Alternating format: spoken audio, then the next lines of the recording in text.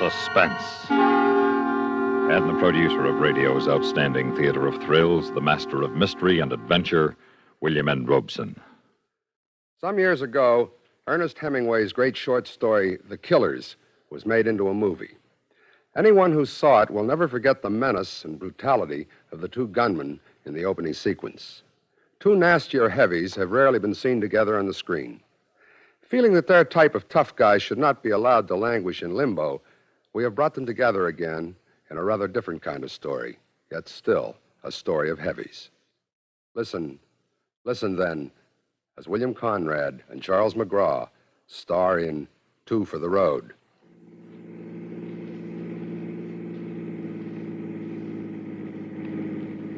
Where are we now, Joe? You've been asleep? Yeah. Where are we now? I don't know for sure. Someplace in Arkansas, I think. Sure is a big country, ain't it? Yeah. Hey, you want me to drive? No, I'm all right. You get some more sleep, huh? I got enough. Sure you're all right?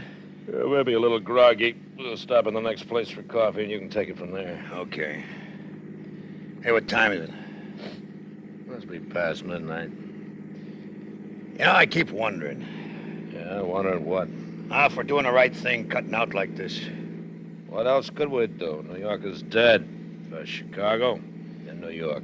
You think the coast will be any better? It's gotta be. There's plenty of action on the coast. I hope you're right. But all we got lined up is that job for Rocky. What about after?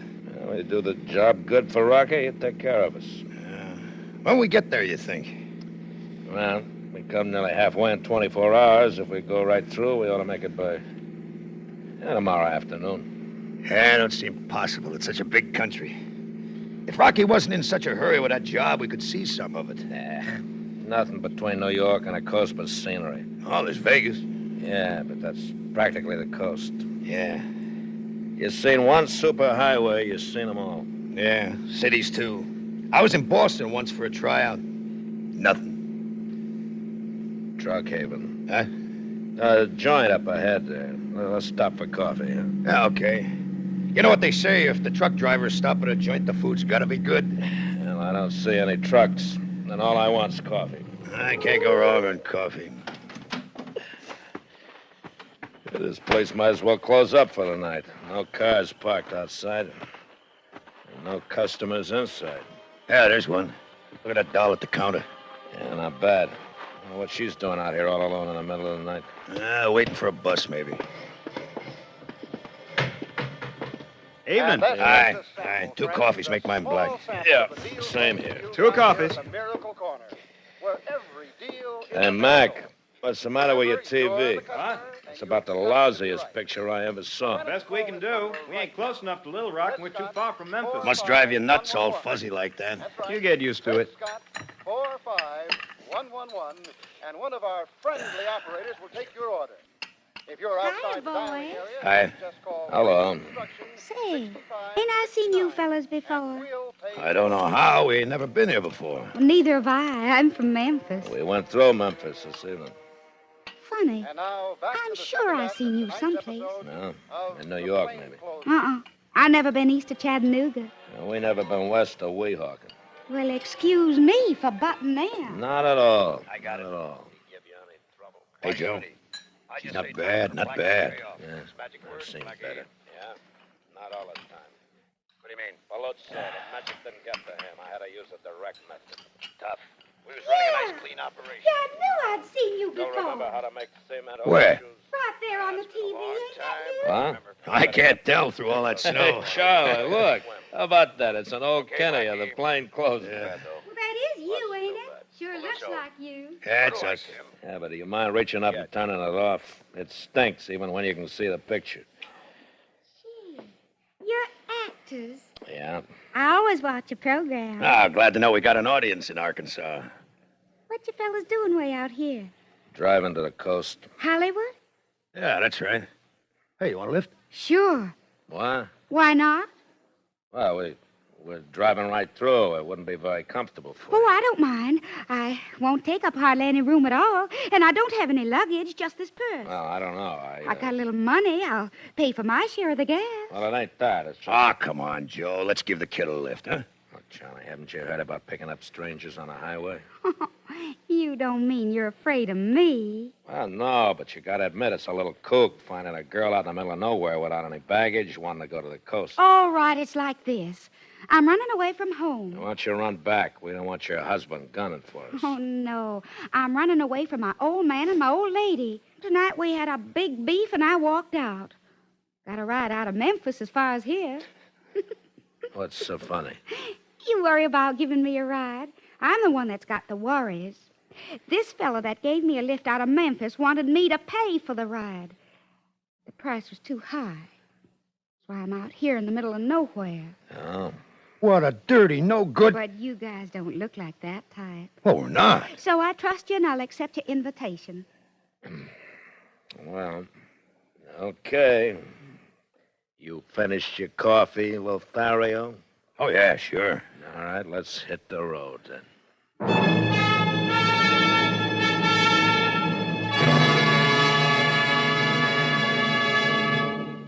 In a moment, we continue with the second act of Suspense. Come on and go, go, go in a Plymouth, a go-kart through and through. You really go, go, go for a Plymouth, and Plymouth will really go for you. 15 minutes behind the wheel. That's all it takes to convince you that the 59 Plymouth's really got it. Got the newest of new design, new sport car handling ease, new Fury performance, new get up and go. Just tell your Plymouth dealer you want to sample the go. Then you turn the key and Plymouth's new Golden Commando V8 leaps into life. Now you just push a button and go on your way to the most fun-filled 15 minutes of your driving life. See your Plymouth dealer. Take your fun drive in the 59 Plymouth real soon. You really go, go, go for a Plymouth, and Plymouth will really go for you. And now, starring Charles McGraw and William Conrad, Act Two of Two for the Road.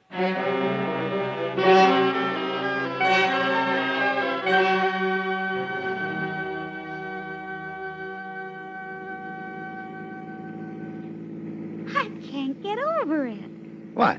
Me on my way to Hollywood with two famous actors. Oh, we're not so famous. Not famous? Why, I bet the Plainclothesman is the most popular TV show in Memphis. Everybody knows Joe Harris and Charlie Bloom. You're Charlie, aren't you? That's right. And you're Joe. Yeah.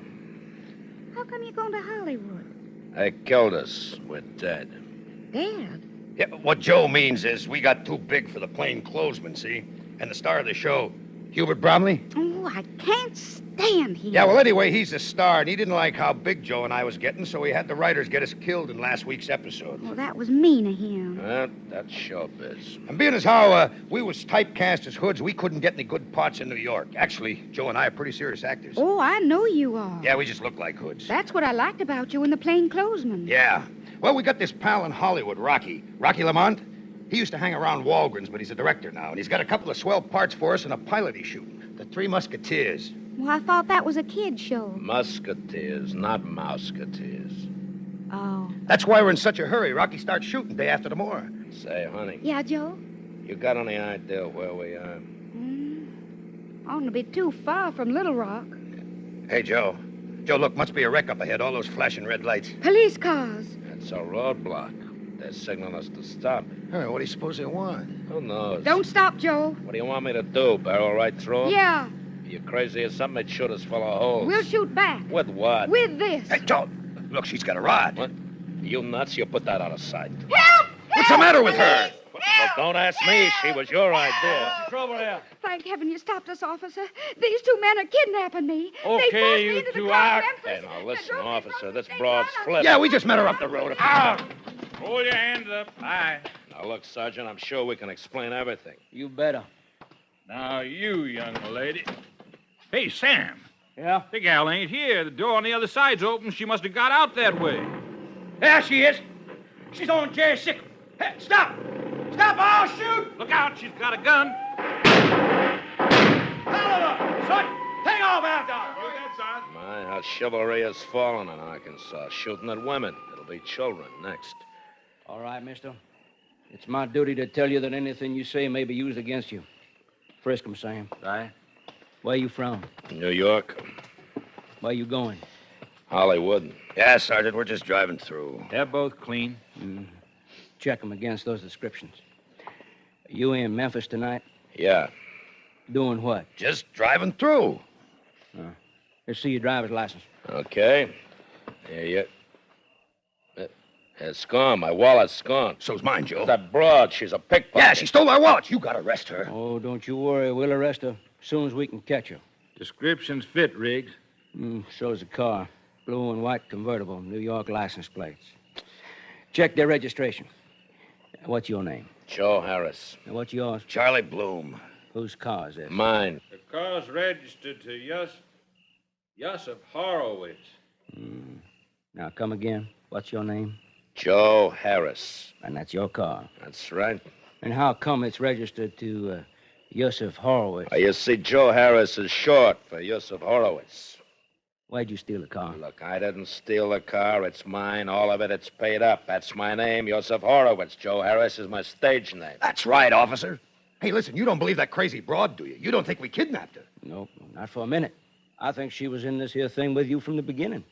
I think she drove the getaway car. Get away from what? The holdup of the Cotton State National Bank in Memphis this afternoon. What? Snap the cuffs on him, Sam. Yeah. Now, look here. You're making a terrible mistake. You haven't got any charges. Oh, yes, we have. Armed robbery and murder. That bank teller you shot died an hour ago.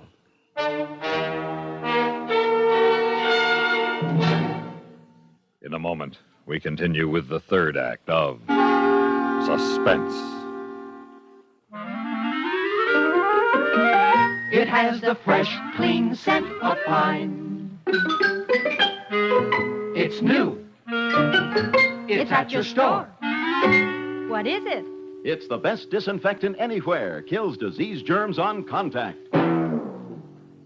It's Lysol in a new pine scent. Right. Now there's a new pine-scented Lysol. Now your home can be pine sweet and Lysol clean with genuine Lysol brand disinfectant. New pine-scented Lysol disinfects, deodorizes, deep cleans kitchen, bathroom, nursery, sick room. Keeps things fresh and sweet with no extra work.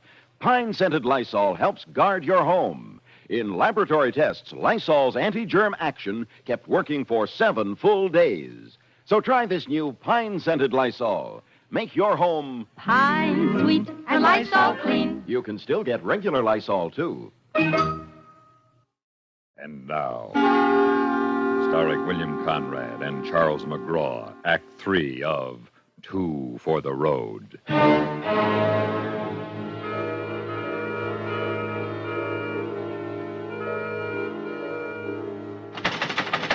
Hey, donkey! Hey! Knock it off down there. I gotta talk to you. I said knock it off. You got no right to rap him across the knuckles. I got any right I want to take. Now, listen. Where's the sheriff? I told you I want to talk to the sheriff. I know you did. What did you tell him? Maybe I did, maybe I didn't. Now, you can't keep us in jail like this. You're in, ain't you? Where's the sheriff? I wouldn't know. Now, look, listen, we got to get out of here. We got an appointment in Hollywood. You better cancel it. All right, Sam. You can bring in the prisoners. Yes, sir. This way. Sit down, boys. I hear you want to talk to me. You're darn right we do, Sheriff. Well, good. Because I want to talk to you. What about? Can't you guess? That cop last night said something about a bank robbery in Memphis, but we don't know nothing about it. Yeah, we're just a couple of actors. Well, it looks like you're a couple of bad actors. Look, you can check it. I'm Joe Harris. Yeah, I'm Charlie Bloom. Now, we've been playing the heavies in a TV series of plainclothesmen. Yeah, we were on last night on Channel 2. Well, I don't look at TV very much, but I look at descriptions of wanted men, and you fit the description of the men who robbed that bank in Memphis yesterday. Well, that was just a coincidence. Well, is it a coincidence that the girl who was with you last night when you were arrested fits the description of the girl who drove the getaway car at the bank holdup? Yeah, that's a coincidence, too. I want to talk to an attorney. You can. Now, we got a right to counsel. You can't hold us I like... can, and I am. Incommunicado for 72 hours, and that's the law. Oh, listen, Sheriff, be reasonable. We got an important date on the coast. We're late as it is. And you're going to be much later. You can't prove that we robbed that bank. Can you prove you didn't? Sure, ask anybody who saw the plainclothesman last night. Yeah, ask that girl. She saw us on TV last night. I'd like to ask her a lot of things. Like, what about the kidnapping? Sheriff, there wasn't no kidnapping. She asked us for a lift, and we gave it to her. Well, That's until all. I question her, we'll just forget the kidnapping charge, huh? Thanks a lot. But you can make it easier on yourself if you cooperate with us about that bank robbery. You must be kidding. I don't kid. Now, let's have the story. Look, I told you we're actors. Well, yes. Oh, yes. Well, then act. What? I've got plenty of time. You say you're actors. Well, go on, act. Will you believe us if we prove that we're actors? Well, I'm not making any promises. The burden of proof lies with you. Hey, Joe, let me. I'll prove it to him. Remember that closing speech in the plainclothesman that got me the Emmy? All right, you listen to me, copper. You put the roust on me for the last time. I hate cops. I was born hating cops. Joe. And cops ain't done nothing all my life to make me like them. I've always promised myself that someday I'd kill me a cop, and today's the day. Will you shut Let up? him go on. I believe him. Well, I believe every word he said. Oh, go on, boy. What are you going to do after you kill you a cop? That's all. That's the end of the speech. So you hate cops, huh?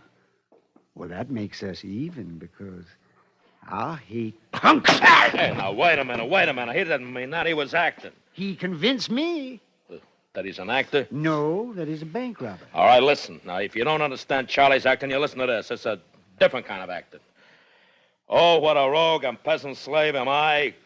Is it not monstrous that this player here, but in fiction and a dream of passion, could force his soul so to his own conceit, and all for nothing? For Hecuba, what's Hecuba to him, or him to Hecuba, that he should weep for her? Well, now, who's this Hecuba? Of course. Hecuba's that broad that swiped that motorcycle. Well, that was from Hamlet, Act 2, Scene 2. That was acting. Oh, that was acting. All right, now, are you ready to talk about that bank job? Look, once more, real slow. We don't know nothing about no bank job. Well, like I said, we got plenty of time while we're waiting for you to make a confession on that bank robbery. Maybe we can find some other charges against you. Oh, but this is crazy. What charges? Well, I don't know yet. I'll know better after the lineup. Lineup? Yeah, a couple of acting fellas like you claim to be. Oh, my, you ought to enjoy the lineup. I'll put you up there on the stage with the footlights on you, and I'll give you an audience. Look, you don't have to do that. That girl, she knows who we are. Ask her. No, I can't not know we pick her up. But it'd be nice to have her in the lineup, too, now, wouldn't it, boys? Yeah. That'd add a little sex appeal to your show. Sam? Yeah, Chief. Got anything on that girl yet? Yeah, Chief. A teletype just came in a couple minutes ago. Oh, they got her? We might say they have. Found her an hour ago in a gully north of Greenville. Oh, she didn't get far, then? Far enough. She's dead. Dead? Yeah. Guess she didn't know too much about driving a sickle. Skidded the thing right through the guardrail last night. Well, thank you, Sam. You hear that, boys? Yeah. Oh, you gotta believe us. I don't gotta do anything. You gotta get a new alibi.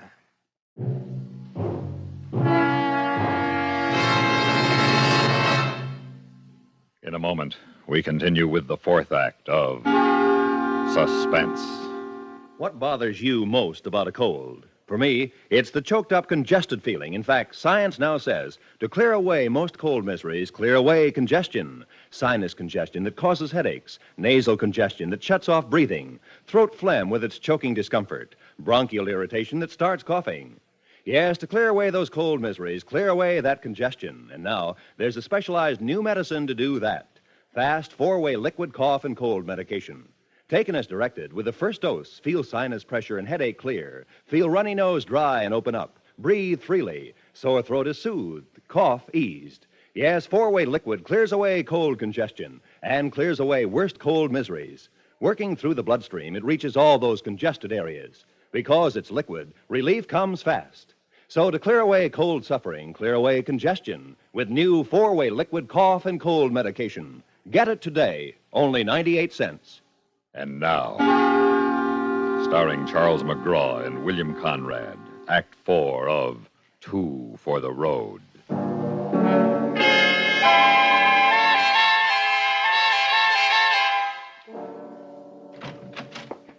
All right, get up there on the platform. Stretch out there, arm's length apart. Hit the lights. Wow, they're bright. Yeah, they could use some scrims. Okay, Sheriff, we're ready here. How are we going to get out of this, Joe? I don't know, Charlie. I don't write the scripts. I just act in them. All right, folks. Will you please come in now? That's it, folks. Just take a chair there, anyways. Right there, that's all right. Just sit down right there. Now, that's it. Now, we're holding these men as suspects.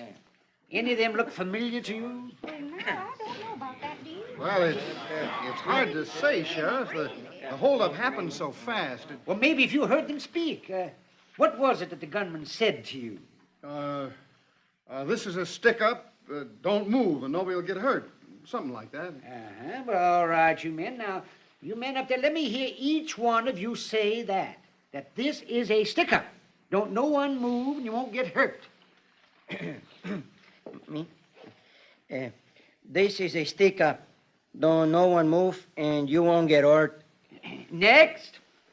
This is a stick-up. Don't no one move, and you won't get hurt. Yes. Next man. This is a stick-up. Don't no one move, and you won't get hurt. Last man. This is a stick-up.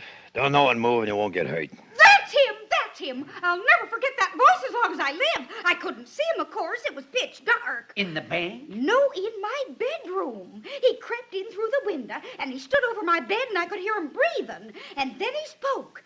He didn't say those words, of course. And then I screamed. Yes, well, you can testify to that in court? Oh, yes. Well, thank you, Mrs. It's Miss Freilenhausen. Oh, I see. Well, thanks, ma'am. Yes. Now, Mr. Johnson, about the bank robbery. Well, I'd like to hear that second man again. Okay. You, number 2. Huh? Speak your piece again. This is a stick-up. Don't no one move, and you won't get hurt. Well, Mr. Johnson? Yes, I'm fairly sure that's the voice. He was the only one who spoke. That other one there stood by the door and covered him. He was the one who shot the teller. Yes, I'm positive now. There's no doubt about it. They're the ones. Good. I want to thank you folks for doing your duty as citizens, taxpayers, and voters. Take them back to jail. Book 'em. Well, boys, I guess we can stop the play acting. You ready to confess? We haven't got nothing to confess, Sheriff. Well, you heard the people. Mr. Johnson will testify in court that you stuck up the bank. And we got you on a breaking, entering, and attempting... I wouldn't go near an old bag like that if I was alone with her in a desert. Of course, they seen us before, and they heard us before, every week on a TV set. I'm satisfied with their identification, and the court will be too.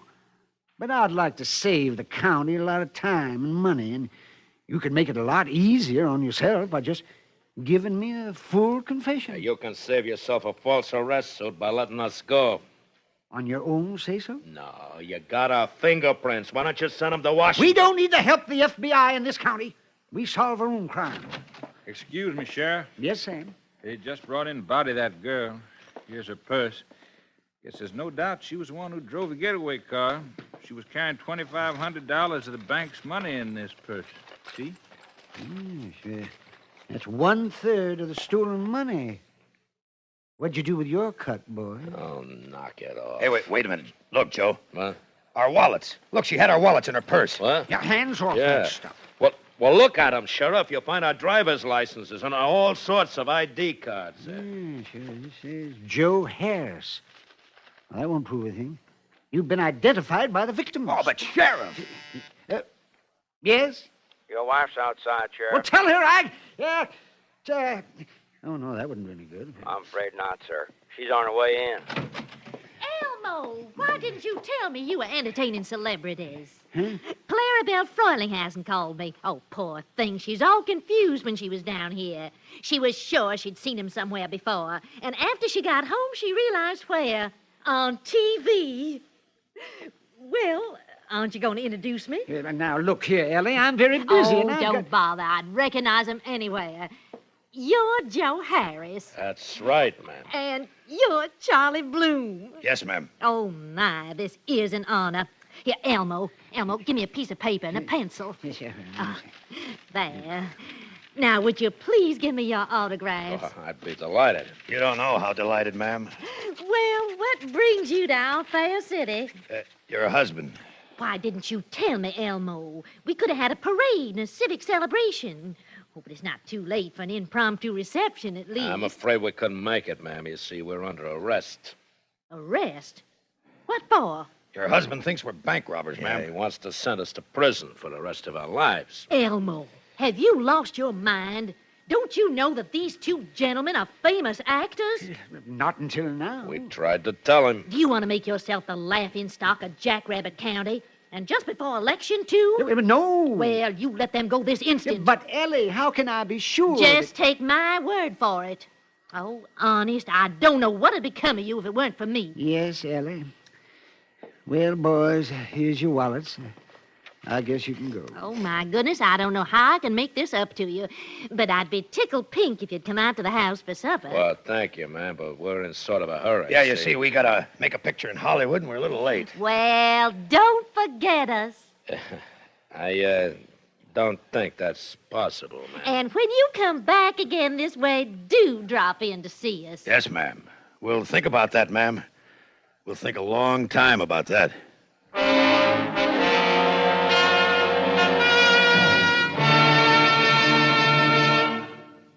Suspense, in which William Conrad and Charles McGraw starred in Two for the Road, written, produced, and directed by William N. Robeson. In just a moment, the names of the supporting players and a word about next week's story of Suspense. Of all leading filters, cigarettes, Kent filters best, Kent filters best. It makes good sense when you smoke Kent, Kent filters best. Of all of the brands of cigarettes, Kent tastes the best, Kent tastes the best. A richer taste than all the rest, Kent filters best.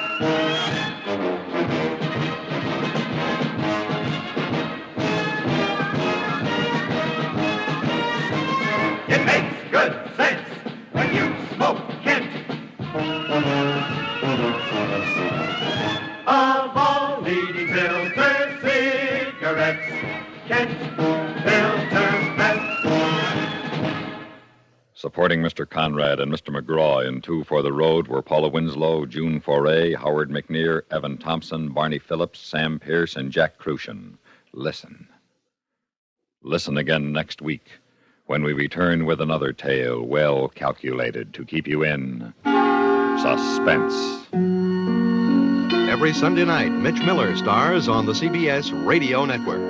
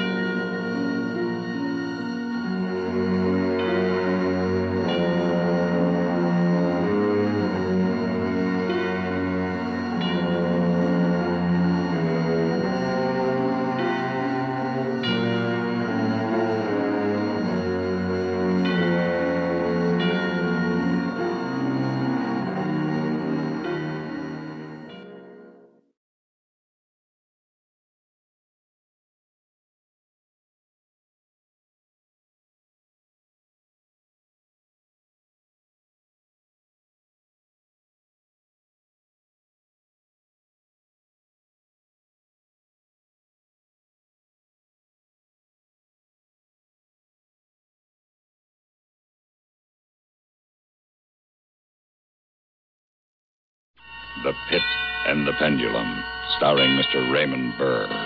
A tale well calculated to keep you in suspense.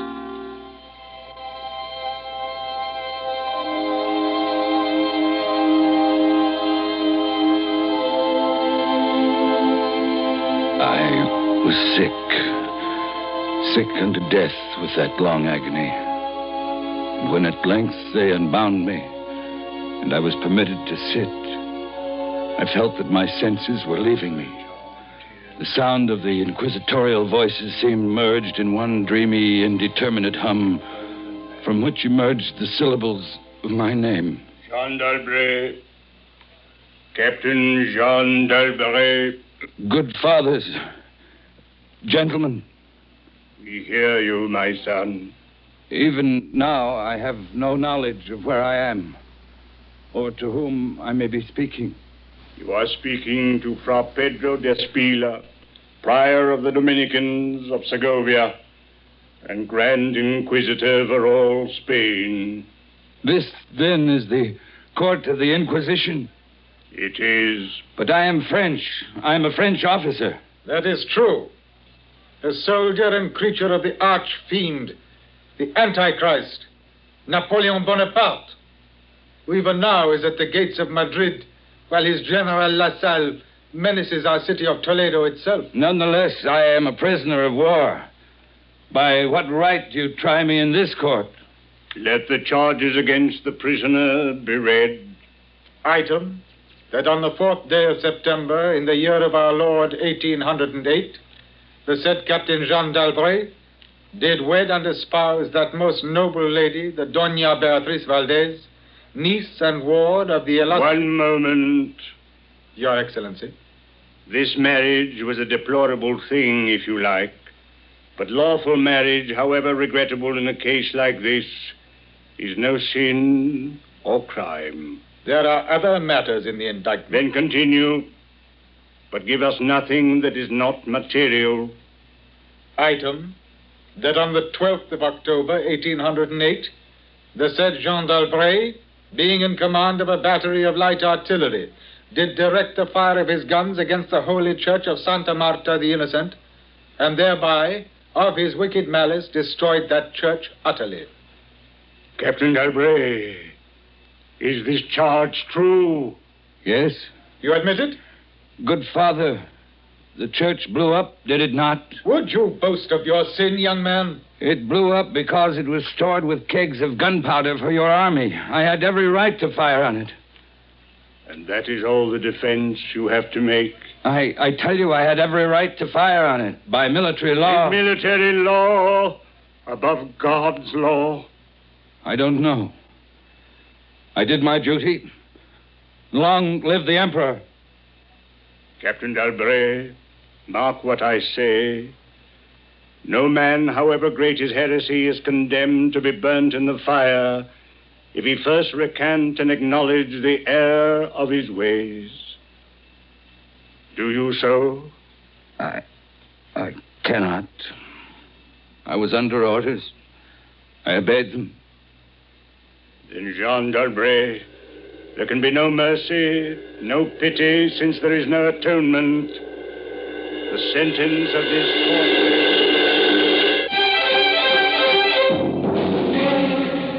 I never heard the sentence. I had swooned in terror. Yet, there are shadows of memory which told me indistinctly of tall figures that lifted me and bore me in silence down,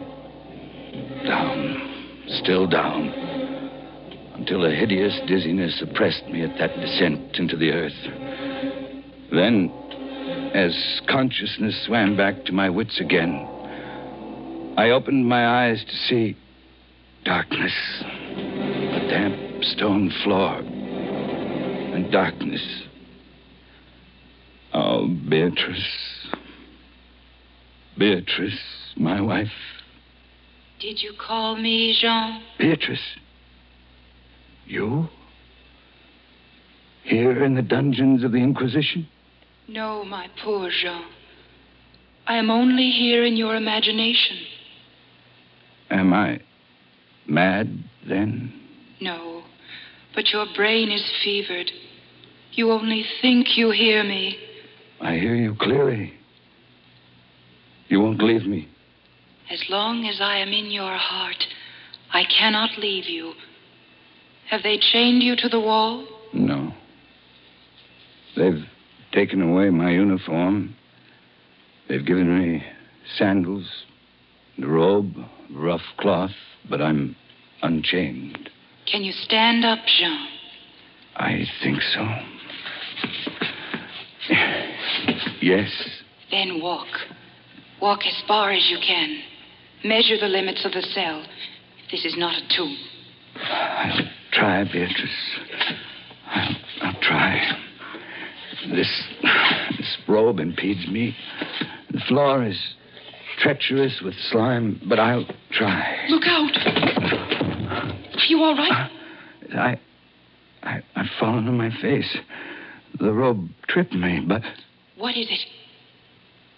Beatrice, my hand is in front of me, lower than my face, but I feel nothing. Nothing, Jean? It's a pit. A deep circular pit. And I fell on the very edge of it. They would have had you walk into it. Yes. But you didn't. You're saved. Saved, Beatrice? Saved? Saved for what?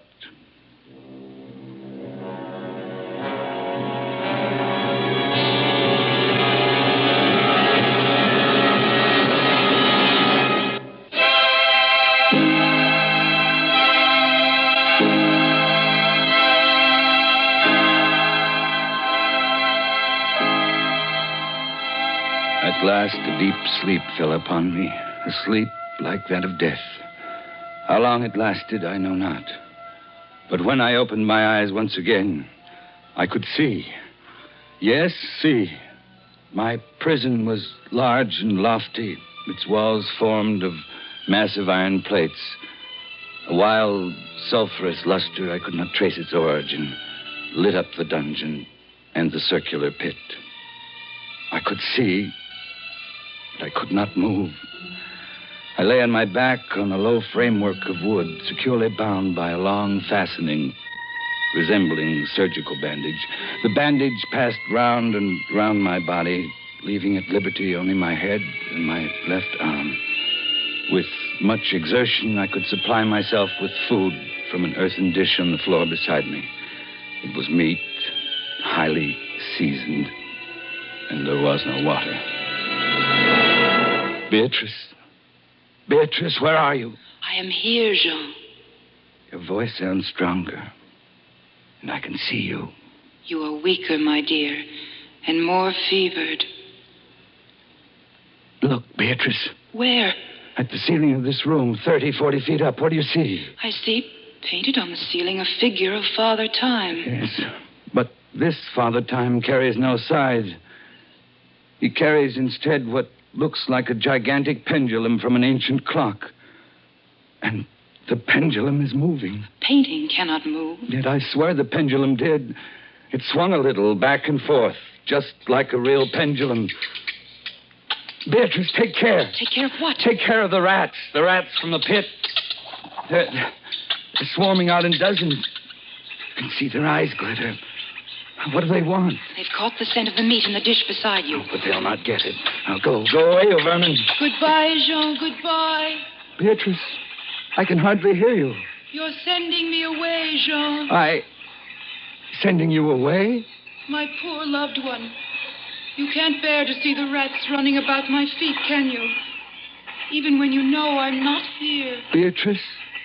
It's true, Jean. You're sending me away. Yes, it's true.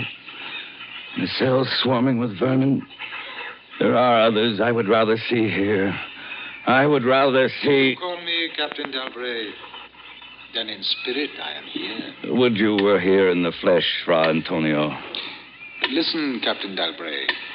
Do you hear anything? Yes, I hear something. Turn your eyes upwards. Look at the ceiling. The pendulum. Aye, the pendulum. It has descended. Only a foot or so as yet. As you notice, it is not really a pendulum. No? No. Its underside is a crescent formed of razor-sharp steel. ponderous weight, Captain Dalbury. Its movement is slow now, but soon it will take on momentum. It will swing wider and wider, and with each broad movement it will creep a trifle lower. Directly over you. Directly above the region of your heart.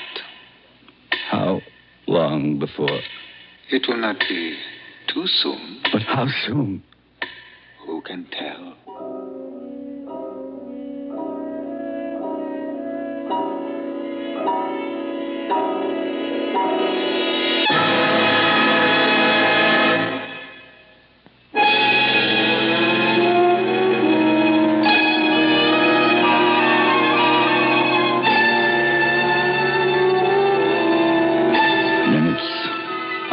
Days. Who can say how long it was? It might have been many days before that hideous blade swept so closely as to fan me with its acrid breath. Down, still unceasingly, still inevitably down. Sharp steel was within 3 inches of my chest, and then, only then, Beatrice, Beatrice! I hear you calling, Jean. I am here. Oh, Beatrice. Is there no hope, my dear? How can there be? 10, 12 more passages, and it will fray the threads of my robe, only lightly as a razor in a delicate hand. There will be many more sweeps down before it bites deep. I can't escape it. And yet... if I could only use my wits... You kept me away from you, Jean. You locked me out of your thoughts. If I am here only in your thoughts, why should I fear the rats? The rats? They still swarm here? Across the floor and over the meat platter. They've taken nearly all your food. Yes, they're ravenous. They have sharp teeth. The meat is oily and spiced. If I take what remains of it, scatter you vermin. Rub that meat on the bandages that hold me here. Try it, Jean, try. Oh, it may be too late. If I move my body a fraction of an inch up... Try it, I tell you, try. Can I stand those rats crawling across me? Can the flesh bear it? One of them has leaped on the wooden framework. Another follows. They're gnawing at the bandage. 7, 8 more sweeps of the pendulum. Does the bandage give way? A little. Lie still, Jean, lie still. 10 dozen rats now. Is death, I wonder, worse than this disgust? A dozen sharp knives could do no better. The bandage is loosened to ribbons. If you move sideways carefully and drop to the floor. Beatrice, I can't move. My arms and legs are numb. There's no power The deal has frayed your robe. A moment more will be too late. Try. Then, with all the strength that is in me and the hatred I bear my enemies... You're free. A second time. Free. See, Jean, the pendulum stops.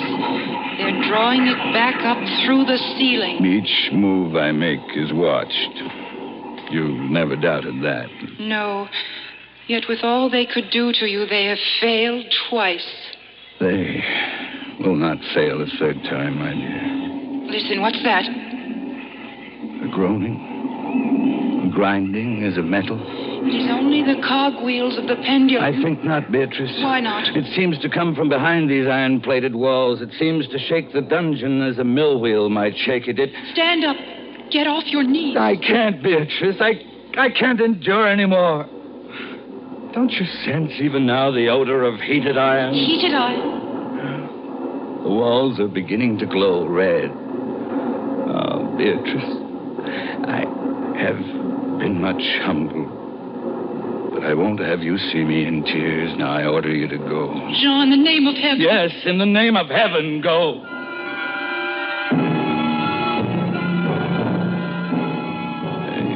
A suffocating heat pervaded the prison. I could draw no breath of air into my lungs. Against the loom of that fiery destruction, the cool pit beckoned, hideous with crawling things. Does the pit please you, Captain Dalbury? You again. Do you find its contents pleasing? No more than your company. And how shall you avoid it? Look. This dungeon has changed its shape. That is true. The walls are closing in. It was formerly a square, and now it is flattening slowly toward the center. To force me into the pit. Of course. It will force you along with me. Again, apparently you must be told, Captain Dalbray, that you are speaking only to your own sick fancy. I am not here at all. And now, flatter and flatter grew the red-hot walls.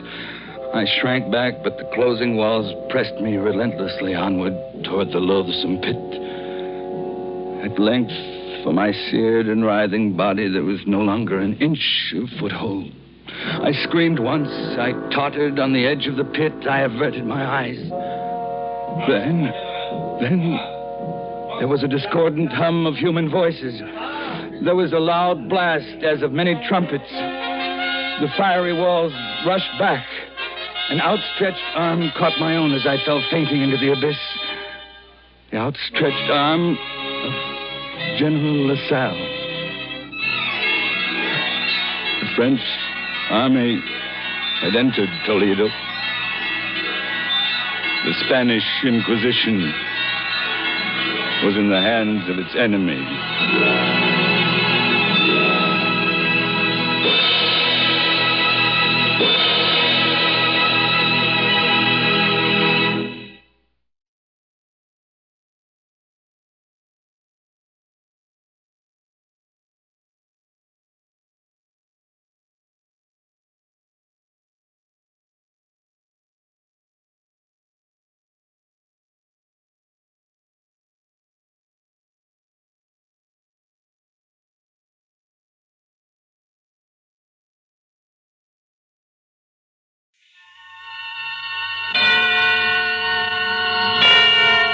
Suspense. And the producer of radio's outstanding theater of thrills, the master of mystery and adventure, William N. Robeson. Not many of us rob banks, or traffic with the supernatural, or commit murder, or indulge in the other forms of mayhem and madness of which our suspense plays are concocted. Yet most of us are destined to play our parts in one of the most suspenseful dramas man can experience, the birth of a baby. That's what our story is about.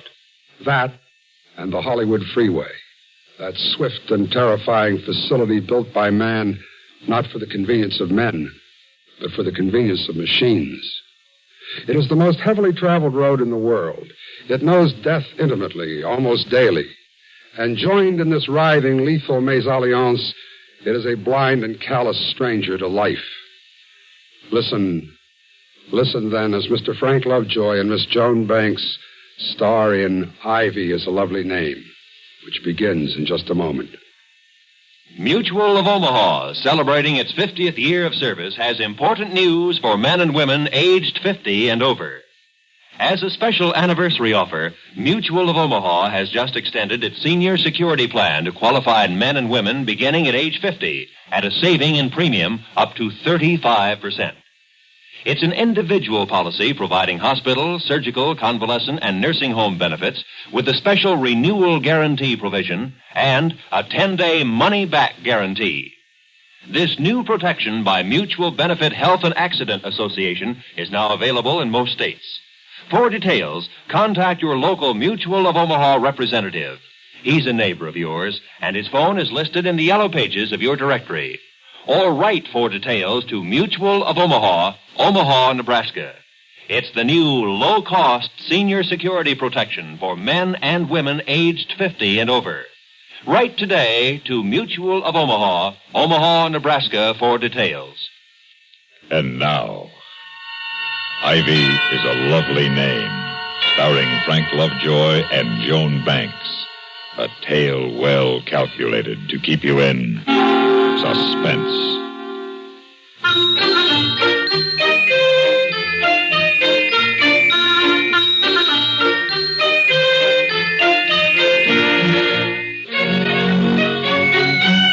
It wasn't as though this was our first baby.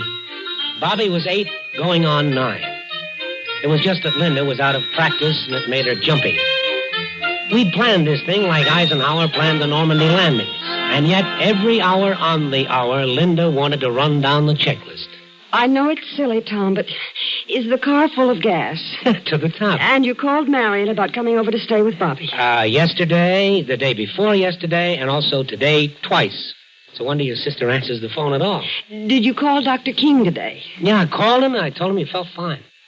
You told him I thought I might have to... Yeah, I told him your built-in calculating machine said tonight was the night, and he said not to knock it. Mothers-to-be usually had, inside information on such things. Oh, please, no jokes. Well, he gave me the phone number where I could reach him if he wasn't home or at the office. Tom, I'm sorry I'm such a nag about this, but I just don't want anything to go wrong. Oh, honey. I keep reading about people running out of gas on the way to the hospital or losing their way or getting there and not being able to find the doctor. Yeah, I know. I just figure I couldn't take it if something like that happened to me. I guess I'm not much of a mother. Look, you're a wonderful mother. You've done a magnificent job with Bobby, and you'll do okay with this new one. Say, where is Bobby? Oh, if we have to leave in a hurry, I don't want to have to start looking all over the neighborhood for him. Well, he's out in the backyard. He isn't climbing the ivy to the garage roof again, is he? Tom, I have asked him not to play in the ivy 100 times. He says, okay, Mom, and goes right on doing it. Well, I think you ought to speak to him. I mean, you're his father. Oh, now, Linda, listen to me. Bobby's an 8-year-old boy. He's a healthy, normal boy with an urge to climb that every kid has had since boys were invented. That ivy on the garage is as strong and safe as a rope ladder. He's not going to hurt himself. He could fall and kill himself. He could fall. He'd probably bounce right back up again. Tom, I want you to go call him in, and I want you to tell him not to climb that ivy anymore. Well, I mean it. Okay, baby. I'll call him. Looks like rain anyway. Hey, I just had a great thought. If the new one's a girl, maybe you should name it Ivy. Yeah, Ivy Peterson. That's a pretty name. That's a horrible name, and I don't think you're funny. I don't think you're funny at all. Oh, baby, come on now. I was only kidding. All right, I'll go out and get Bobby. Bob! Bobby? Hi, Pop. Where are you? Up here on the garage. Oh, well, come on down. You're not supposed to play on the garage roof. Okay, watch. I'll show you how I can slide down the ivy. Yeah, okay. You better hurry up. It's starting to rain. I can do it in the rain, Pop. I've done it. Watch. Now, take it easy now. Your mom doesn't like you climbing things. Watch. I can climb right down like a ladder. Oh.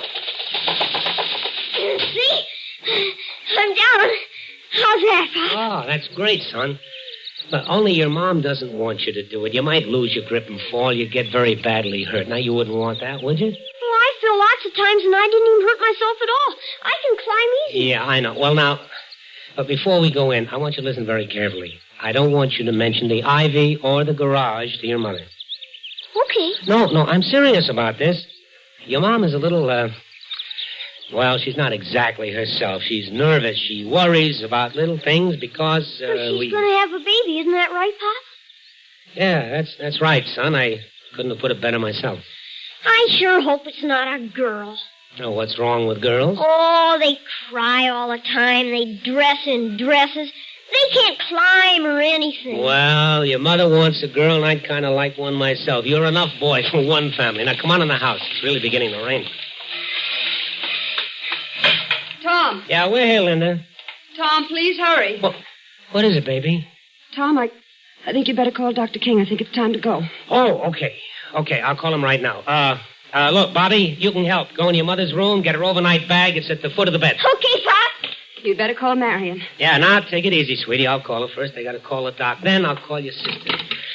Let me see. It's almost dark. If we can get out of here, say, in 15 minutes, we should get to the hospital by time. Hello. Dr. King there. Oh, it's you, Doc. This is Tom Peterson. Linda, my wife. Yeah, Linda. Yeah. Oh, she's fine. But she's going to have the baby, and... Yeah, well, she thinks we better go pretty soon, Doc. She says... Tell him now, Tom. Please tell him now. She says now, Doc. Yeah, I know. Okay. Yeah, I'll drive her over there as soon as we can get away, and you'll be there? Okay, and thanks, Doc. Thanks a lot. Did he say he'd go right over to the hospital? Oh, yeah, that's right, baby. He'll be there. Now, All I got to do is get your sister Marion over here, and we can go. You get Marion on the phone, and that's the first hitch. She says her husband Gus had their car, and it blew a gasket or something, and now she's about to have hysterics because she has no way of getting over to take care of Bobby. And you make the only move you can. You tell her to forget it, and you'll take Bobby to the hospital with you. Bobby. Yeah, Pop? Now, look, we're going to have to change things a little. You're going with us. Oh, Tom! Well, I can't help it, honey. Your sister got loused up with the car, and she can't get over here, so we got to do it this way. It'll be all right. Bobby won't be any trouble. Will you, Bobby? No, I won't be any trouble, I promise. Okay. Now, you all set, Linda? Yes. Bobby got the bag? Yep. Car's out front? Yeah. I could do without this rain, but you can't have everything. Tom, let's go. Oh, yeah, okay, we're off. And don't worry, baby. Plenty of time. I know the way to the hospital like a book. Just take it easy and relax, and don't worry, okay? Let's go.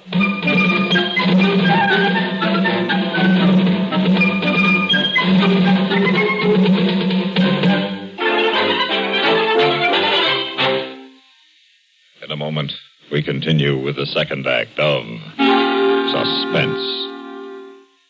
The following message is from American Telephone and Telegraph. So long. Have a nice trip. Don't forget to phone. Getting away at last. It's a great feeling, isn't it? Looking forward to a carefree weekend or vacation. Especially if you've planned ahead by long distance. Now, let's see.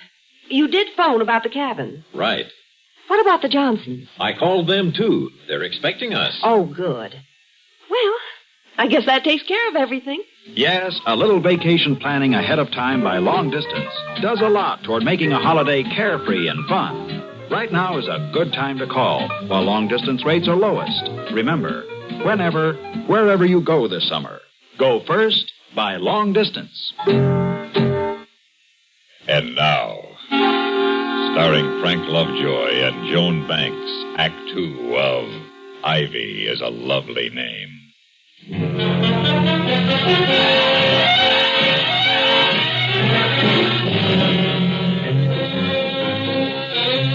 You've gone over the route so many times in your mind you could drive it blindfold. But you hadn't planned on a San Fernando Valley rainstorm.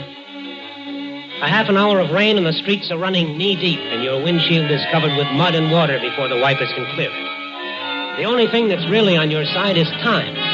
Because you had everything ready to go and Linda said she could tell sooner with a second child. Well, that's what she said.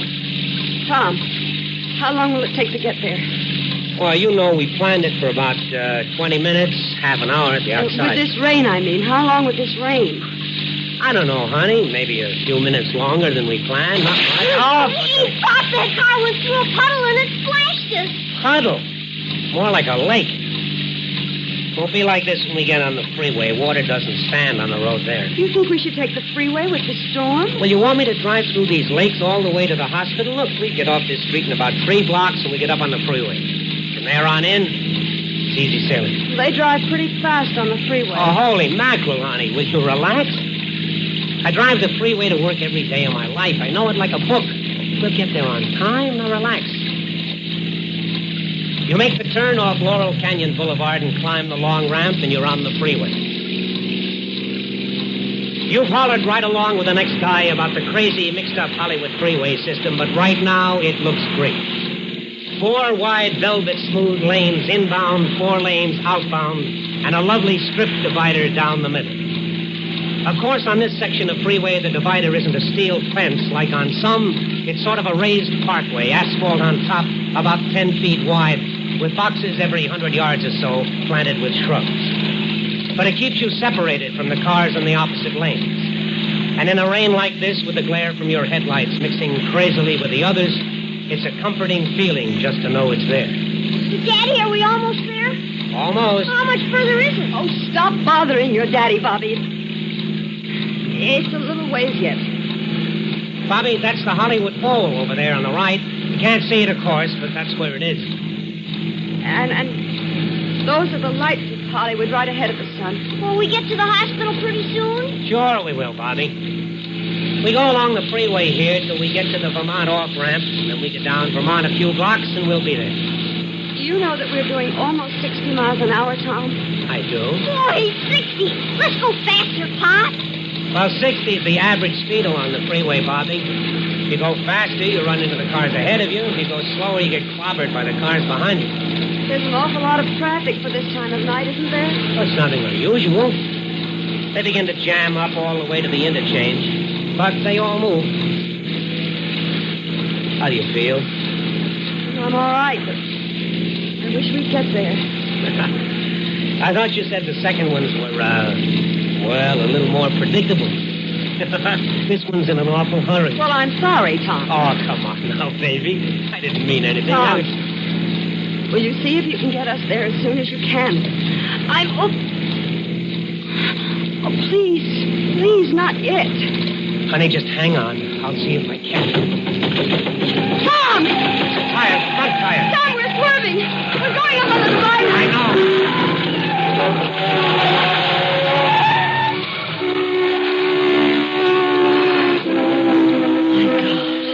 You all right, baby? Yes. Bobby? I'm okay, Pop. Why'd you drive up here, Pop? The tire blew out. Oh, we're lucky. No one hit us. We didn't go across the divider into a car coming the other way. We're okay. Tom, I can't stay here very long. Take it easy, Linda. Hold on. I'll get out and flag down a car and get them to take us to the hospital. Now, you just sit tight. I'll get you there, okay?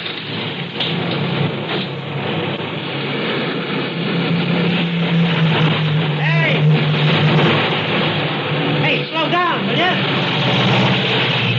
We need help. Hey!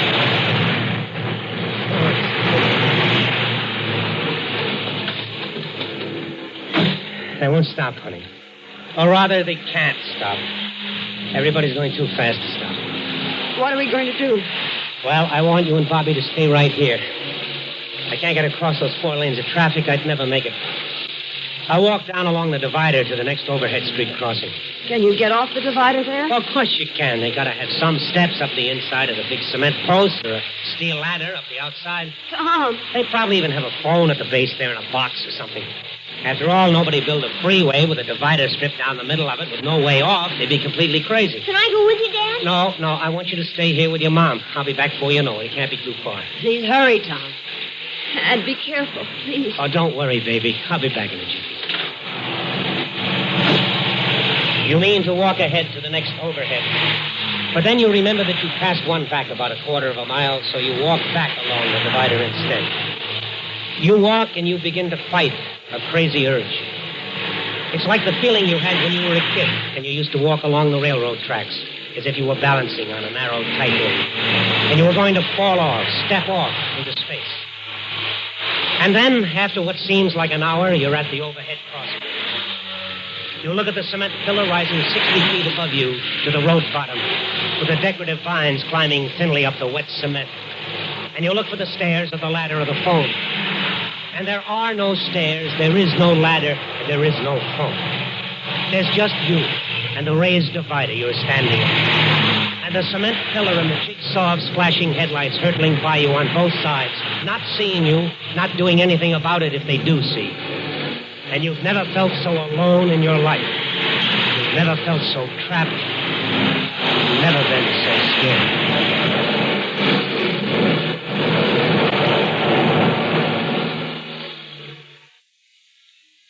In a moment, we continue with the third act of Suspense. Remember the terrible forest fires that threatened whole communities along the Pacific coast last year? Or have you been in the vicinity of Bar Harbor, Maine, and seen miles and miles of beautiful forest land ruined by fire some years ago? Fires that destroy valuable timberland, wipe out whole towns, and endanger lives must be avoided. And it is possible, because 9 out of every 10 forest fires are man-made. Made, that is, through man's carelessness. A match tossed away when it's not quite out. A lighted cigarette butt flicked out of the window of a passing car. The smoldering ashes of a campfire left to burn itself out. These can and do cause costly fires. Summer and early fall are forest fire time, not so much because trees and underbrush are affected by the intense heat, but because more people are using the woods for hikes, picnicking, and camping, and more people are driving near or through wooded areas. This summer and all year long, make it a habit to be careful with fire whenever you're in or near the woods. And now, starring Frank Lovejoy and Joan Banks, Act 3 of Ivy is a lovely name. You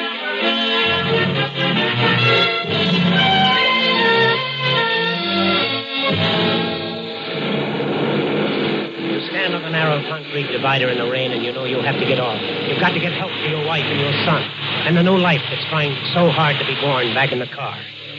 Maybe if you time it right, you can get across the 4 lanes and make it up the bank of the street and get help. Maybe, if you watch closely and brake for it just right. Yes, that's got to be the trick. Get a brake and run for it. Now! You don't get 2 feet before they're on you. You make it back and that's all. Now you know you can't get to help that way. You hurry back through the rain a long 1/4 mile to the car. Hi, honey. Well? I didn't make it. I'm going to go the other way and see if there's a way up. It's the only thing that I can do. Where's Bobby? Why, he's with you. No. I left him with you. I told him to stay with you. But I let him go look for you. I thought I was going to have the baby, and I asked him to go get you. I thought... Well, he didn't get me. I came back to the car. He wasn't on the divider. Well, he has to be. He went the same way. What, back? Back towards Hollywood? No. You said you were going forward to the next overhead. Oh, but I didn't go forward. I went back. Linda, Bobby's out alone on that divider somewhere. I'll go get him. Hurry, Tom. Please hurry. I can't hang on much longer. I can't. I'll be back, baby. I'll be back as soon as I can. Start off running now, running down that tiny strip of wet asphalt as though your life depended on it. And you know it isn't your life. It's Linda's and a little new one and Bobby's. An 8-year-old. He could get bewildered. He could get dizzy and step out into that traffic. You keep running until you reach the overhead bridge, and there's no Bobby. Nothing but rain and concrete and headlights and fear. You're just about to make another try to run across the traffic when you hear it. A siren moving, coming along the freeway. Maybe you can stop it. Maybe you can jump out in front of it and stop it. But you know before you even consider it that you wouldn't live long enough to tell them what you wanted. Now you can see it. A revolving red light on the moving car coming up the fast lane. You stand there like a madman, waving your arms and screaming, "Stop! Here on the divider! Stop! Please!" You watch it trickle by you and you hate them for not seeing you. You wonder if there is a way off this strip, this miserable, thin, wet divider. And then you realize the siren is dying down, not fading away, but stopping. You look down the divider to see the revolving red light on the top of the police car, and it's stopping by your car. It's stopping! And then you run back towards the car, back towards Linda, and you run and you run and you run, and at last you're there. You're back at the car. There's a policeman with flares standing behind the police car. Inside the car, there are 2 policemen with Linda. And Bobby is there, too. Hi, Pop. Bobby, where were you? Where did you go? I went up the ivy, Pop. I thought maybe you'd climbed the ivy up to the bridge, so I climbed up there to find you. Mom said to go find you. Okay, Bobby, okay. I guess you're the father here. Mother and child are doing fine. Mother and child? Linda, I'm okay, darling. It's a little girl. Bobby brought the policeman back with him. Bobby's quite a boy. Popped up over the edge of the overhead bridge just as we were crossing. I thought I was seeing things. I wouldn't have climbed it, Pop, but I thought you were up there. It's okay, son. You did the right thing. Oh, it was easy. The ivy was just like it is on the garage. Linda? Yes. I couldn't get off. I couldn't find any way off that divider. If it wasn't for Bobby... I know, Tom, I know. You know something else I know? What? I've changed my mind. I think Ivy's a lovely name for a girl. Yeah? Ivy. Ivy Peterson. That is a lovely name. Hi, Ivy.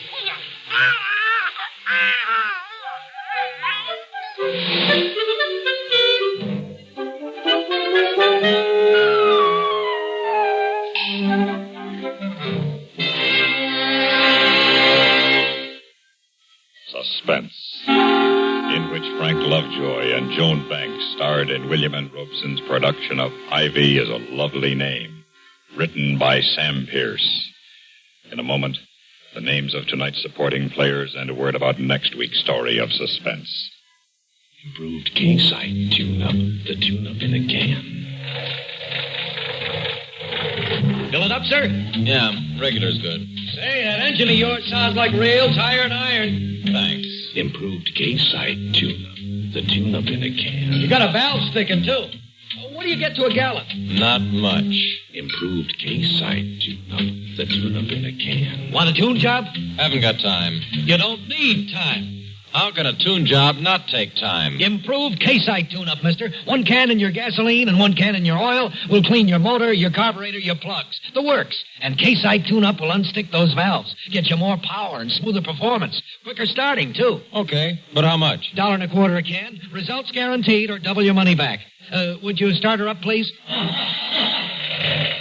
Still sounds lousy. I haven't added it yet.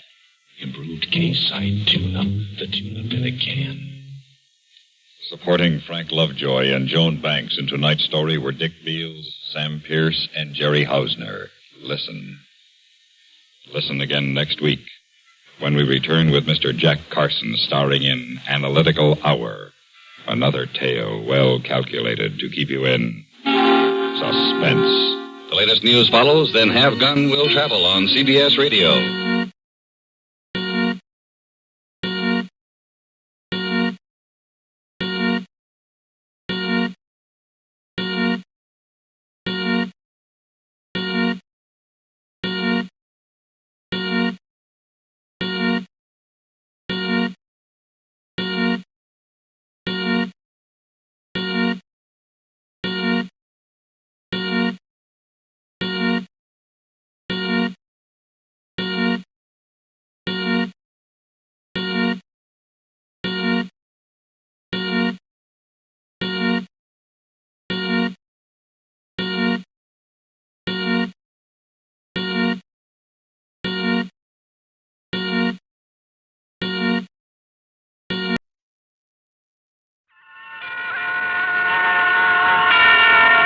Suspense. And the producer of CBS Radio's outstanding theater of thrills, the master of mystery and adventure, William N. Robeson. 29 and a half hours ago, off San Pedro Light, 41 sleek ocean-going yachts crossed the starting line on the 21st Trans-Pacific Honolulu race. Tonight, this great blue water sports event is the scene of our story of suspense. Written by Sam Pierce, a man who should know his subject, for he is not only the official news correspondent of the race, but a member of the crew of the schooner Queen Mad.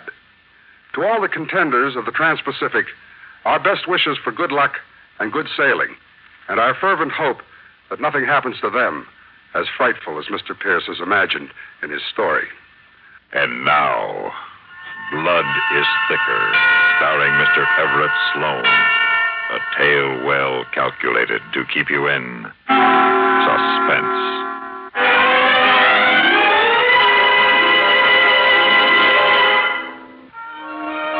It's a simple enough plan, as plans go. There's a girl, Vanessa Evans. She's young, very pretty, built like you dream, and you dream some jaunty dreams. And most important, she's loaded with money. Left to her by her papa, who also left her oil wells, cattle ranches, and a 70-foot ocean racing schooner, which Vanessa sails with magnificent skill. The plan? Why, to marry Vanessa and her money and her yacht. You've sailed with her every weekend for the last 2 months, and now she's invited you to crew on the Honolulu race. And although your yachting experience has been limited to a few weekends on friends' boats, you've always been able to talk a good game. And with as willing a listener as Vanessa, who could steer a wrong course, as they say in yachting circles. So now it's the day of the start. And as you swing jauntily aboard the sleek 70-footer, your spirits are soaring. You feel every inch the gentleman sailor your carefully selected wardrobe makes you look. Well, welcome aboard, Mr. Farley. Thank you, Captain. Morning, Mike. Vanessa, boy, don't you look wonderful. Thank you, sir, she said. Hi, Skipper. Mike. We can take off any time now. Doc's aboard. We all here, Vanessa? Crew complete? We're all here, Mike. But there's been a little change in personnel. Charlie Edmonds had his appendix taken out night before last. No kidding. So I've asked my cousin, Hugh Guthrie, to sail with us in his place. I'd like you to meet him. Hugh, this is Mike Farley, my cousin Hugh Guthrie. Oh, very glad to know you, Mike. Thank you. Vanessa was telling me you've done quite a bit of sailing on the East Coast. I thought perhaps we might... I made the Bermuda races a couple of times. Ah, fine race. What boat? The Quintana. Quintana? Mike raced on her in 1952, the year she won. Yes. You done much sailing, Hugh? I used to sail a good deal with Vanessa's father. Hugh's one of my smarter type cousins. He handled all of Dad's business affairs. He handles them for me now. Oh, I see. You, from out here? Oh, no. I tend store back in New York. You flew all the way out just to make the race with us. I was glad to find an excuse to get away for a while. And who could ask for anything nicer than sailing with a first-class skipper like Vanessa again, particularly on a boat like the Segway? You've sailed on the Segway before? Sailed on her. He knows her like a book. Oh, well, that's a relief to me. Charlie and I were teamed up as watch partners. We would have worked the foredeck and the pulpit, and that's no place for a greenhorn. You may have to bring me up to date on a few things up there, but I think I'll remember most of the rig. Oh, I'm sure you will. Excuse me, Miss Evans, but the crew are all present. All the gear is stowed. I wondered if you'd like to be getting underway pretty soon. Thank you, Pete. I think we can go any time now. Yeah, fine. Stand by to let go of the lines. Mac, you take the spring line. All right. Mr. Farley, you're stationed forward. You can let go of the starboard bow line. Okay, Pete. And Mr. Guthrie, you're forward with Mr. Farley. You watch Vanessa as she backs the Segway out of the slip into the channel, and you can't help wishing that Charlie Edmonds was your watchmate instead of Vanessa's kissing cousin, Hugh Guthrie.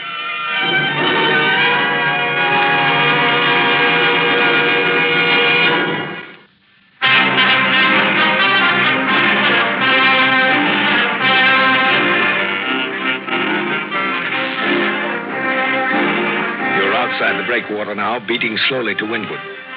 The breeze is fresh, even in the lee of Point Furman, and your uneasiness about your plan and the complications Vanessa's cousin Hugh might present fade out in the anticipation of the most exciting of all moments, the starting. 45 trim ocean racing yachts of all sizes and rigs, white-hulled, black-hulled, mahogany-hulled, knifing through the long, gentle swells of the Catalina Channel, maneuvering with a skill that is born to blue water sailors. Aboard the Segway, with Vanessa Evans' slim, strong hands almost caressing the wheel, you know the excitement. Share it with every other sailor on every other boat as the seconds tick away and the navigator's voice continues the countdown. 8. Stand by to get the fishermen up as we cross the line. Standing by. 5. Flash in the air. 3. 2. There's the gun. Up on the hill. Point up. All right, see her in. Up again. Get her in fast. She's coming as fast as I can get her. Can you get the Jenny in any tighter, Pete? Keep the Jenny in. I am. That's good. All right, make her fast. Was it all right, Pete? If I hadn't been looking, I would have thought your father was at the wheel. Thank you, Pete. Beautiful start, Vanessa. I don't think you had more than 2 seconds to spare. I thought for a minute we were going over the line too soon. I was scared, Mike, really scared. Oh, you handled her like a master. And we're doing great. Look, I don't think there's more than 2 boats ahead of us, maybe 3. Well, that cutter isn't going to wait for us, though. She'll weather us all the way to the west end of Catalina. But once we get around, we can really put some sail on, see what she can do. Well, we're pointing higher than that ketch over there, leaving her, too. The ketch? Yeah, right over there to starboard. Oh, the yawl. No, she's a... Oh, yes, of course, she's a yawl. Unless, of course, they've changed things around out here west. No, she's a yawl. It's just sort of a mental block I have. Never can remember which is which. It's an easy enough mistake to make. For a blue water sailor? Oh, come now, Mr. Farley. You look at Vanessa, and she's looking intently at the compass, avoiding your eyes. And you look at Hugh Guthrie, and he doesn't avoid your eyes. And you know that you made your first bad mistake. And he knows it, too.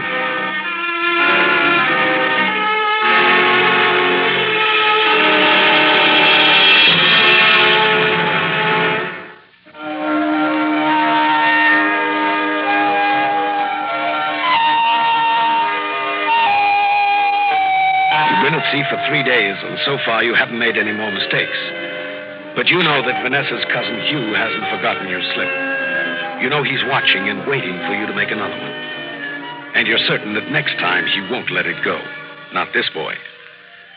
But there are moments aboard the Segway, rare but wonderful moments when you're alone with Vanessa out on the pulpit, a tiny fenced-in platform on the forward tip of the bowsprit, with nothing but the sound of the wind and the bow wave.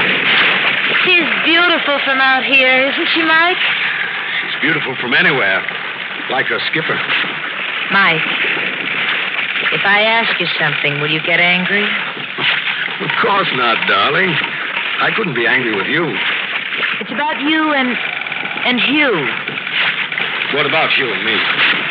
Well, I don't know what it is, Mike, but from the very first day of the race, you've been standing off watching each other. There's something between you. What is it, Mike? What's happening? Well, as a matter of fact, Vanessa, I felt it too. Mike, you don't like him, do you? Well, I don't dislike him. I don't think he likes you, Mike. He's been pumping me about you, about your parents, where you were raised, what boats you've sailed on. Well, I'm flattered by his interest, but why is he so concerned with me? Because he's my guardian, Mike. Your guardian? Why, he's only a couple of years older than you are. I told you he was one of my smarter type cousins. Daddy liked him, wanted it that way. So, he controls your money? He controls everything Dad left for me. And your heart, Vanessa? I control that, Mike. Well, then, why are we talking about things that don't matter? Who cares about your money? Let old cousin Hugh have it if he wants it. Who cares about anything but us, Vanessa? Us, that's all that matters. Mike. Look, I don't care what happens as long as we have each other. Oh, Mike, darling. Vanessa.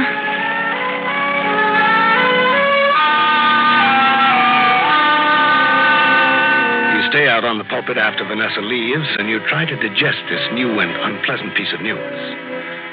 So Cousin Hugh is Vanessa's guardian, her legal guardian. And you think of what a little thing loused up your plan. Just poor old Charlie's appendix. And you begin to hate Charlie, to wish he were dead. Or, wait a minute. Why Charlie? Why not Cousin Hugh? You and he share the midnight to 4 a.m. watch out here on the pulpit every morning. Sailors have gone overboard before. Out here at night, in the dark. A quick push. An accident. An unfortunate, terrible accident. It's the only way out. You know you have to do it. The only question is when.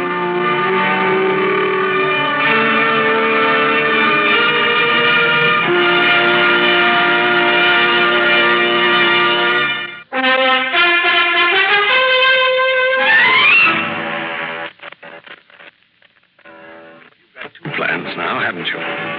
One, to marry Vanessa, and two, to get rid of her legal beaver cousin Hugh. Work until the second is finished. But everything's got to be just right. The wind must be high enough and the sea rough enough, the night black enough. And 7 days out, midway between San Pedro and Honolulu, the right time comes. With the wind blowing 20 to 25 knots and the sea coming at you in long rolling swells, the tops blowing off, feathering into the night, the bow of the Segway seems like a giant bucking bronco, lifting high only to plunge back in, pulpit and all, down into the black, angry water. You and Hugh are wearing your flotation gear, small but efficient life jackets that inflate when you squeeze the handle of a CO2 bottle. But you know that Hugh will not stay afloat once he's over the side. You removed the little steel air bottle while Hugh was eating dinner, and in its place you inserted an empty one. And one thing more. You fixed the lifeline fastener on the pulpit so it's ready to be opened at the right time to provide a convenient exit for Cousin Hugh. A broken fastener on the lifeline, they'll say. An accident. An unfortunate accident. So now you're out here on the pulpit with Hugh and you're ready. But before you do anything, you have to know how much he knows about you. You have to. It's almost a compulsion. I had quite an interesting talk with Vanessa the other day. Is that so? Yes. We talked about a lot of things. Mostly about you. Really? She said she didn't think you liked me very much. I may have given her that impression. You said you'd been asking a lot of personal questions about me. That's right, I did ask some questions. Why? Because I don't believe a word you say. Just because I made a few small mistakes, like calling a yawl a catch? Oh, the business of the yawl really had very little to do with it. There were so many other things. For instance? Well, for instance, you're sailing as a crew member on the Quintana in the Bermuda race of 1952. It was the year you sailed on it, wasn't it? That's correct. Well, despite the amazingly factual quality of your story, you were not on the Quintana in 1952. You can prove that, of course. Quite simply. You're a good student, Farley. You've obviously done a lot of reading on ocean racing. But you made a mistake in the Quintana story, and a rather bad mistake.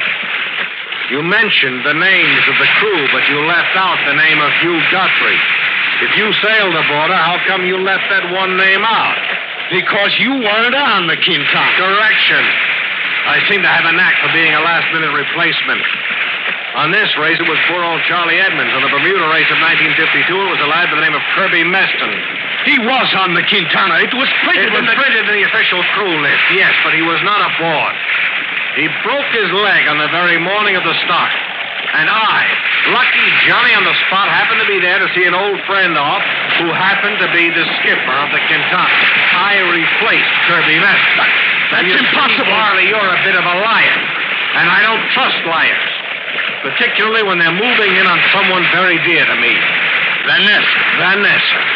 Oh, yes. So now it's off. I thought you were awfully interested in your little cousin's future happiness. In fact, I warned Vanessa about you.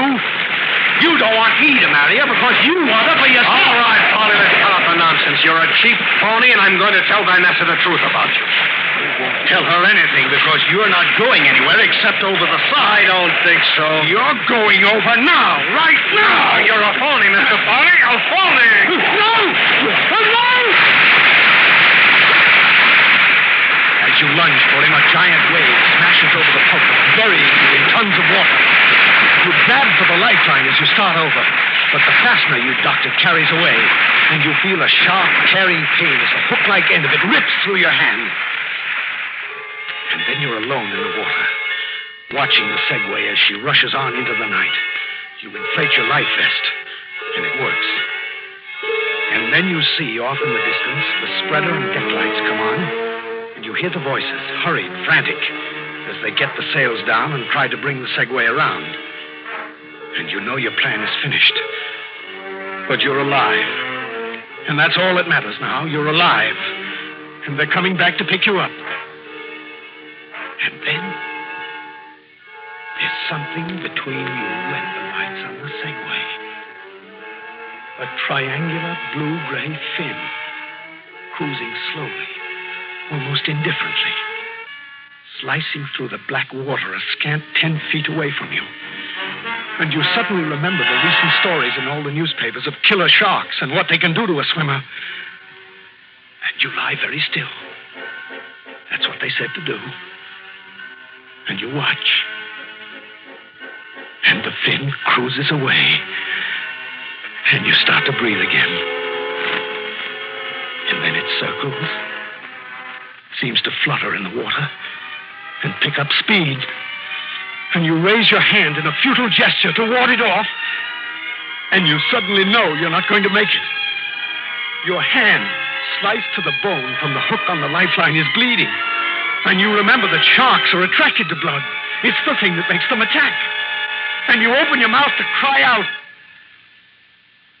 And the cry never comes. Because you're pulled down through the blue-black water. And something has you in a vise of razor-sharp teeth. And then you do scream with the last breath you have. And no one hears you. Or ever will.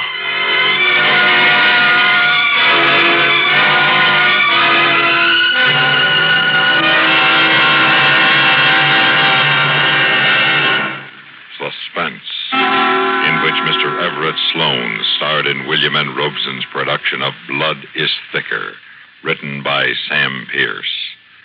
Supporting Mr. Everett Sloane in tonight's story were Kathy Lewis, Lawrence Dobkin, Bill Quinn, and Sam Pierce. Listen. Listen again next week when we return with Mr. John Lund, starring in Eyewitness. Another tale well calculated to keep you in suspense.